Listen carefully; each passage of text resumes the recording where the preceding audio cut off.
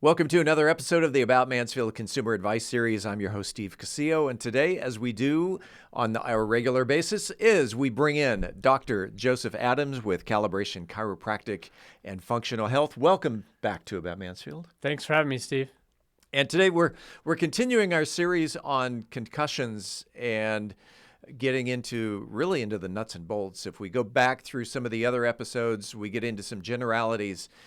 Today, we're diving in deep today, and so let's just go ahead and jump right into it. And what are some of the common recommendations for a concussion?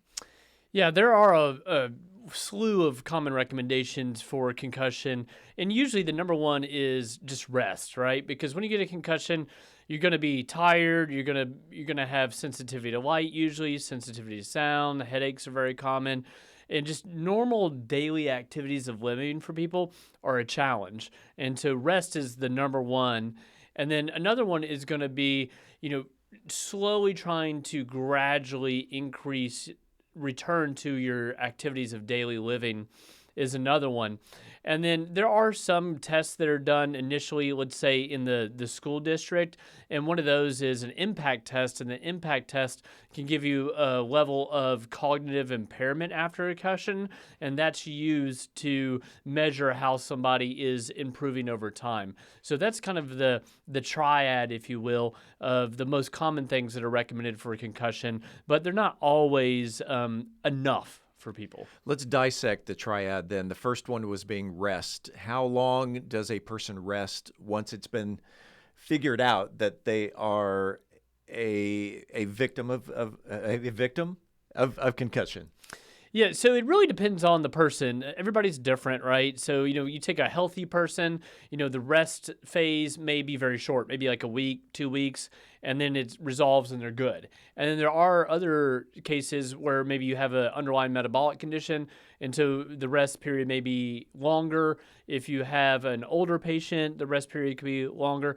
And that's why having the tests to assess where they're at in their journey is really important, because you can tailor return to normal activities to this specific individual. And again, mentioning the test, and you mentioned specifically that the school district has a test. When I think of concussion and school district, I'm thinking football, I'm thinking soccer, I'm thinking something that, but yet it could be something as simple as a playground, an accident on the playground. Yeah. And what is involved in that test?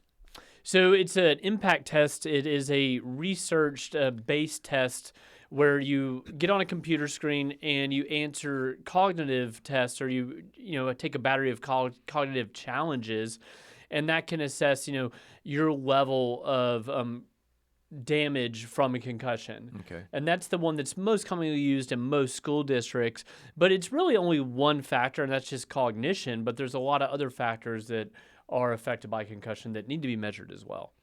You talk about tests, you talk about resting, and those are a couple of the ways to recover from and help recover from a concussion.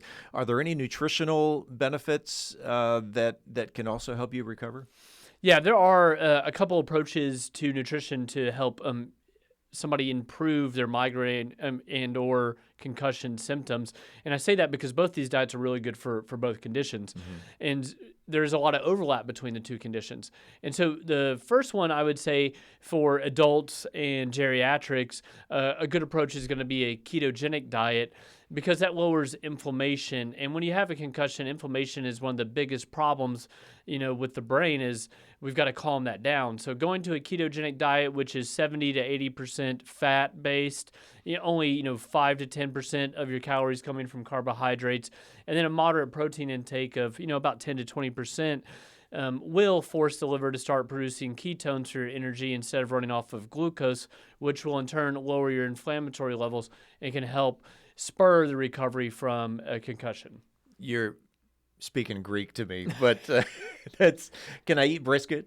Yes, you can eat brisket. You can eat brisket. That's basically what I was trying to get across. Okay. Is that you eat brisket, and you can eat a lot of fats, in your diet. Which, if you're a Texan, barbecue is a great way to go with that. Sure. You just want to watch out for dairy. So ketogenic diet with no dairy, because dairy is very inflammatory. Any other diets then that you recommend? Yeah, so there's not really a great study on what diets are best for adolescents in concussion. And so my wife actually took this on because she has a master's in functional nutrition. And so she did a lot of research and came up with the Mediterranean diet. So Mediterranean diet is a great option for our pediatric adolescent patients because it's not too hard to give them, fish, and and a lot of the other Mediterranean foods, it's not too restrictive. I'm thinking Greek salads. Greek salads, yeah.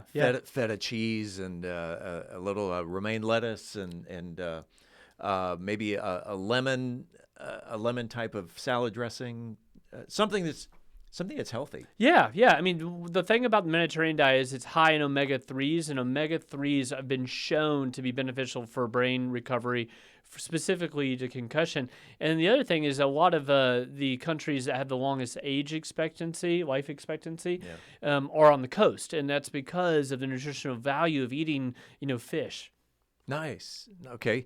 When you're also recovering from a concussion, you got rest, you've got the cognitive test, you've got the diet. Are there any other lifestyle changes, adaptations that someone should make in their life? Yeah, there are. So I recently actually had to do this with a patient who was under care, just maintenance care, right? No real issues. And then she got a concussion. And she was telling me that she was getting ready to go on a trip to Fredericksburg for a wine tasting. They booked it 6 months in advance. And I was like, look, I'm sorry that I have to tell you this, but you cannot drink while you're there. Oh, wait, what?